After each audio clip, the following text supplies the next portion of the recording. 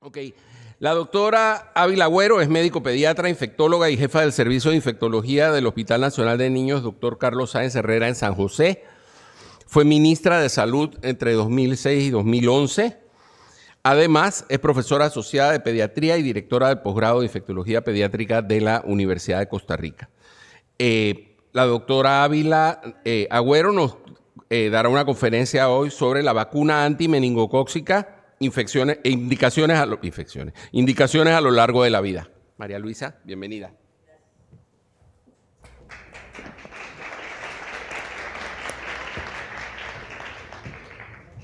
Buenos días para todos y para todas. Para mí es un verdadero honor estar en este importante evento donde el hospital está cercano a sus 50 años y además me dio mucho gusto ponerle rostro humano a mi querido amigo durante tantos años en Twitter.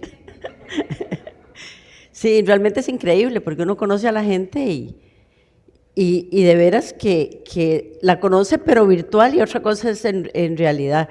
Y la ventaja mía es que como pediatra, los pediatras no envejecemos, entonces yo puedo ser esa que tiene amigos y que los invita a una fiesta de cumpleaños aunque los conozca en redes sociales. Bueno, vamos a hablar en los siguientes minutos de las vacunas contra meningococo y cuáles son las indicaciones a lo largo de la vida. No tengo ningún conflicto de interés para declarar para esta conferencia. Y empezar con esto, el meningococo es una de las principales bacterias causantes de meningitis.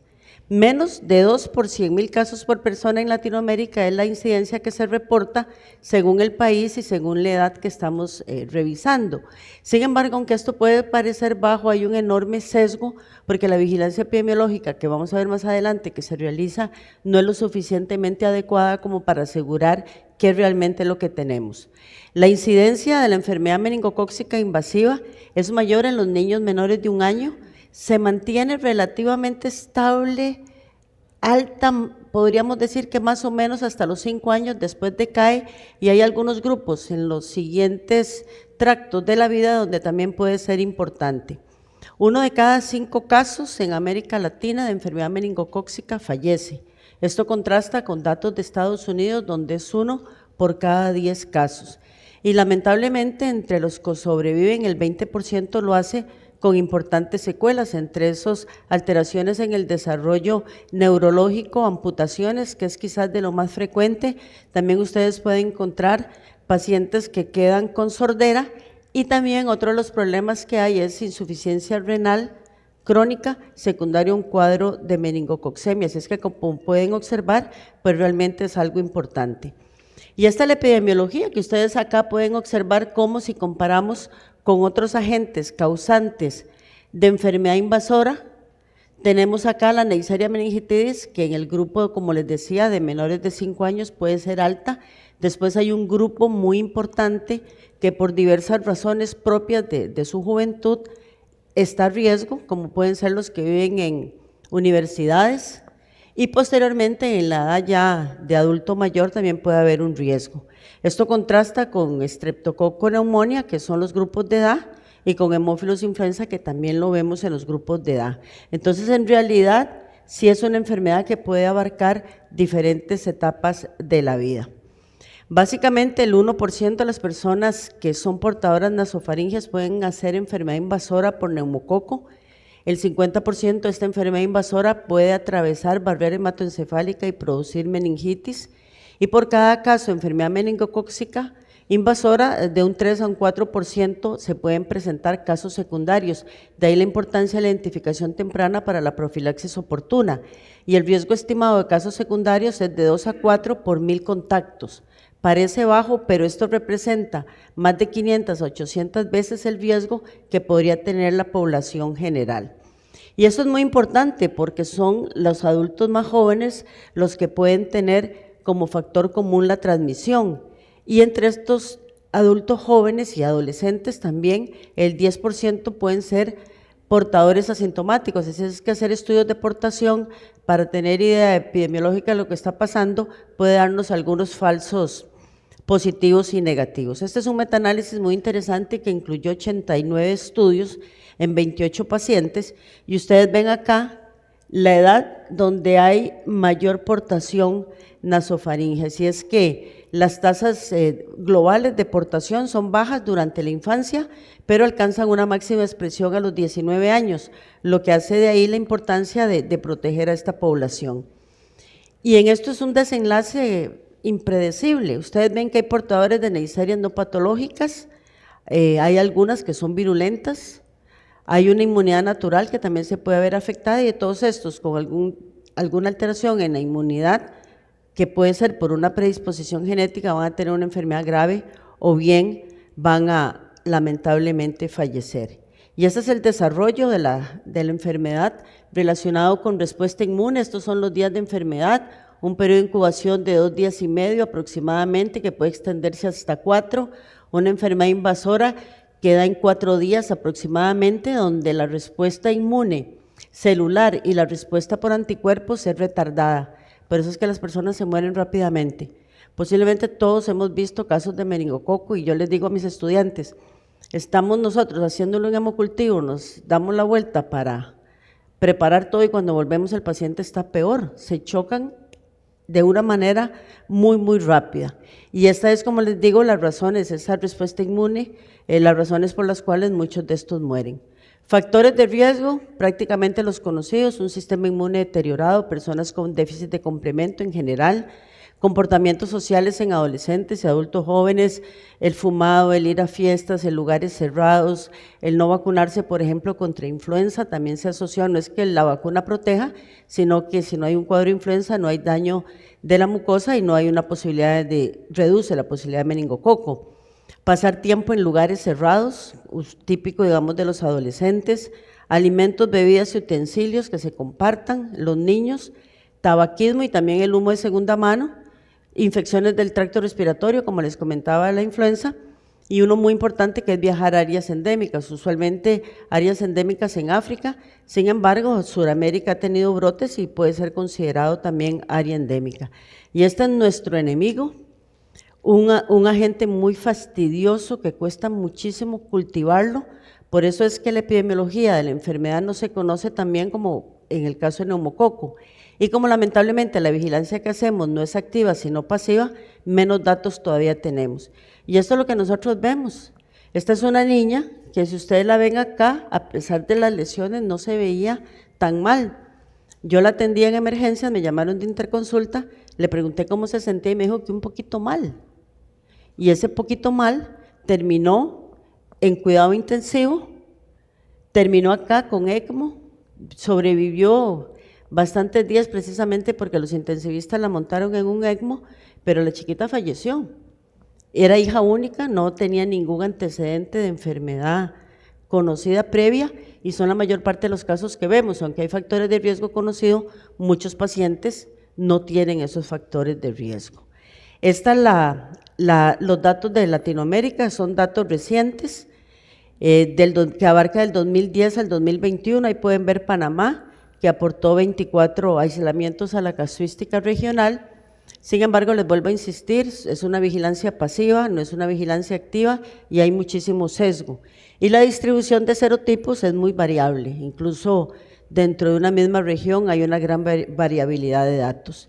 Estos son los datos de los serogrupos circulantes del 2010 al 2019, donde también aquí pueden observar países como Brasil, Chile y recientemente Argentina, que son de los que sí vacunan dentro de su esquema rutinario, y los serotipos que predominan, donde el que casi siempre aparece es el B, que es el que produce la mayor parte de los problemas, pero también ustedes pueden ver como el W está dando también problema. Entonces, de ahí que en el futuro tener una epidemiología muchísimo más acertada ayuda.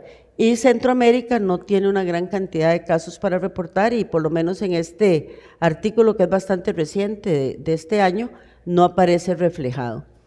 Lo que anteriormente les decía, los extremos de edad con grupos entre los 16 y los 25 años, donde también aumenta. Estos son datos de Estados Unidos, que son también muy parecidos a los datos nuestros de Latinoamérica. Y les recalco porque es una población, dado que queremos hablar de la vacunación a lo largo de la vida, vean ustedes los mayores de 60 años en mujeres con una mayor incidencia. Esto se ha estudiado poco, pero probablemente tenga mucho que ver que las abuelas son, por lo general, también cuidadoras.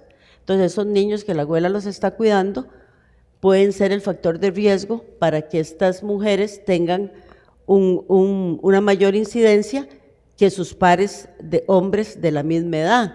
Y por supuesto los menores de 12 meses que les mencionaba, y los jóvenes, adolescentes y adultos jóvenes entre los 15 y 29 años.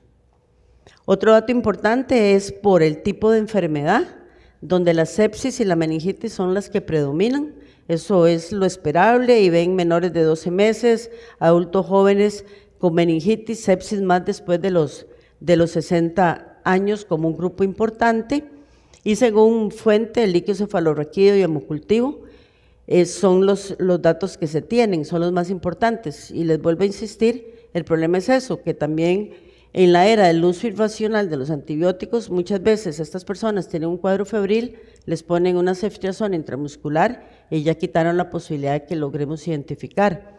Ahora hay muchas pruebas, los BioFire, tempranos, etcétera, etcétera, que pueden ayudar, pero no lo tienen estandarizado en todos los países, así es que estos son datos apenas para ilustrar, pero no son necesariamente la realidad de la región. Algo que nos debería preocupar, la sensibilidad a los antibióticos. Vean ustedes que solo el 53% de sus aislamientos fueron sensibles a penicilina, que siempre habíamos dicho que era el antibiótico ideal. De ahí que si sospechamos que hay una sepsis, hay que usar una cefalosporina de tercera generación. Entonces ese también es un dato importante. Y bueno, hay una carga desatendida que no se está viendo. Vamos a ver algunas de esas: la carga cognitiva y psiquiátrica a largo plazo de los amputados, la carga familiar de los cuidadores de personas con secuelas, las medidas que hay que ir adoptando. También hay una carga legal para los países que no toman alguna medida al respecto. Miedo a la enfermedad meningocócica. Posiblemente ustedes han visto que si hay un caso de meningococo en algún centro, hasta la persona que pasó frente al hospital quiere ser vacunado o recibir profilaxis. Y también tiene un costo de gestión en crisis sociales. Este artículo, que es muy interesante, del doctor Enrique Chacón, un mexicano pediatra infectólogo que hace estudios muy interesantes, es de los pocos que ha medido la carga de la enfermedad en nuestra región. Y ustedes ven el costo que esto puede tener. En realidad, desde el punto de vista económico, esta es una enfermedad que es realmente cara, pero que no está costeada en todos los países.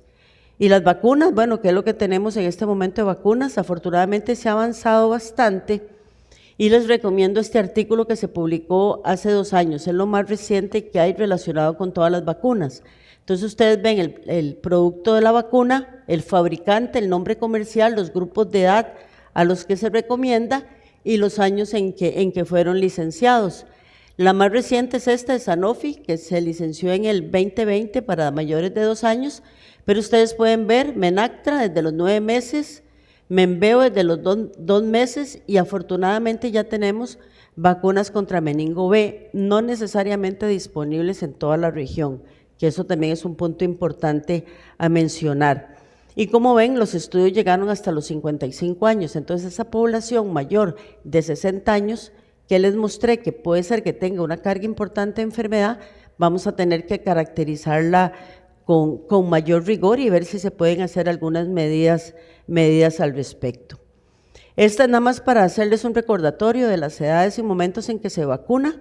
Ahí están las vacunas combinadas. Recordemos que antes habían de polisacarios no conjugadas, que ya prácticamente ya no se están usando. Entonces ahora se están utilizando estas vacunas: Menveo a partir de los 2 meses, Nimenrix a partir del año, Menactra a partir de los 9 meses. No todas están en todos nuestros países. Bexero y Trumemba, que empezó a utilizarse también en nuestra región a partir de los 2 meses y de los 10 meses. Y en algunos países, sobre todo porque meningo C puede tener, ay, perdón, me fui para el otro lado. ¿Y ahora? Ahora sí. Meningo C, que se ha venido utilizando sobre todo porque a partir de los 12 meses se puede estar utilizando, hay 2 vacunas. Esta es importante porque hay algunos lugares donde han estado reportando brotes por dicho serogrupo.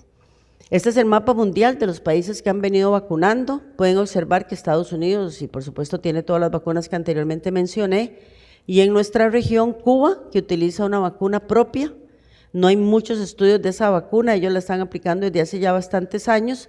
Chile, que empezó en el 2012, fue de los primeros países en introducir una vacuna contra meningococo en esquemas regulares. Brasil, que la introdujo también en el 2010, pero meningo C, y en el 2019 ya la cuadrivalente. Y Argentina, que a partir del 2017 también está vacunando. Y por supuesto, algunos otros países del mundo por la diferente epidemiología que tienen. Cuando empezó Brasil en el 2017 con meningo C, empezó en el grupo de 11 a 14 años, en el 19 empezó ya con una vacuna ACWY. Argentina a partir del 2017 empezó a vacunar a niños de los 11 años para arriba dentro de su esquema regular, y quizás el programa más completo lo tiene Chile, que vacuna entre los 9 meses y 4 años. Inicialmente lo hizo como campaña y ya a partir del 2014 a todos los niños cuando cumplían el año empezaba a utilizar la vacunación. Ahora bien, ¿qué esquemas se están utilizando? Son muchos, no me voy a referir a todos. Específicamente ustedes pueden ver en el artículo que les mencioné las diferentes vacunas, qué momento, cuáles son las particularidades que por razones de tiempo no podemos mencionar acá. Pero la vacunación para meningococo ACWY en adolescentes, personal de laboratorio, microbiólogos, debería ser también para infectólogos que trabajamos directamente con estos pacientes, para la gente que está en emergencias donde los reciben, porque bueno, ahora en la época del cubrebocas, pues la mayor parte utilizamos cubrebocas, pero antes de eso nadie utilizaba cubrebocas, podía llegar un niño, era un meningococo y se expuso, de ahí que muchos tenían que empezar a tomar profilaxis. Una mascarilla para la atención de algunos pacientes con cuadro febril debería ser una norma que nosotros no dejemos. Reclutas militares en aquellos países que tienen ejército, los viajeros a las áreas de riesgo, también los niños pequeños a partir de 2 meses que tengan algún factor de riesgo, por supuesto que los adultos jóvenes, los estudiantes universitarios, sobre todo aquellos que viven en residencias estudiantiles, hombres que tienen sexo con hombres, y este ha sido un grupo muy mencionado en los últimos meses porque han ocurrido algunos brotes en distintos países relacionados con su orientación sexual y el riesgo que pueden tener. Y también personas, como ya lo vimos, con alguna alteración en el sistema inmune. Meningo B se puede aplicar en aquellos países que la están utilizando a partir de los 10 meses, también en personas con alteración del sistema inmune, adultos y adolescentes, y también el personal de laboratorio, en este caso los microbiólogos o los técnicos de laboratorio. Embarazadas, no se está recomendando su uso rutinario. Hay algunos estudios muy interesantes, pero con muy pocas pacientes, donde no se ha demostrado que haya un daño teratogénico de la vacunación, independientemente de la edad en que la misma se puede aplicar. Sin embargo, según condición de riesgo, puede ser una mujer embarazada que tenga una inmunodeficiencia, entonces ya tendríamos que pensar en vacunarla, no porque está embarazada, sino por el factor de riesgo que ella tiene. Y por supuesto, durante brotes sí estaría indicado vacunar a una embarazada. El brote más reciente lo está viviendo ahora Colombia, donde 3 niños ya han fallecido por meningococo, todavía no saben cuál serogrupo tiene, pero esto es así, aparece rápidamente. Y es aquí donde me pareció esta la imagen más clara del brote, como una plantita que va creciendo y que posteriormente, si no se identifica a tiempo, no se toman las medidas de salud pública pertinentes, el brote crece y se les puede hacer bastante grande, como ocurrió en Brasil, Argentina y Chile ya hace más de una década. Y vean ustedes, estos son los últimos datos que se han reportado, por lo menos en la literatura de brotes. Este es un estudio muy interesante que abarcó 83 brotes, de los cuales 41 se dieron en la región de las Américas y 30 en Europa. Todos los demás fueron en países africanos. Y pueden observar cómo en estos brotes el serogrupo C, el 61%, fue el causante de los mismos. Y meningo B, que es el que nosotros vemos con relativa frecuencia, el 29%. Así es que cualquiera de los que están puede darles a ustedes un brote y por lo tanto vacunar vale la pena. ¿Cuál va a ser el futuro de estas vacunas? Bueno, esto es lo que estamos esperando que llegue a ocurrir. Esto lo acaba de analizar el el CDC en su grupo de estudio de enfermedad meningocócica de vacunas, donde 2 compañías, en este caso Pfizer y GlaxoSmithKline, están desarrollando vacunas pentavalentes. La de Pfizer es posible que para finales del 2023 Estados Unidos le esté licenciando, y la de GlaxoSmithKline a inicios del próximo año. Una pentavalente tiene los 5 serogrupos más importantes y con eso nos ahorraríamos muchos cambios en esquema y toda esta confusión, que si la B, que cuál pongo, que no protejo contra B, qué es lo que está o no pasando, y esto podría darnos una solución. Entonces, al final, aquí nos preguntamos, ¿vacunar o no vacunar?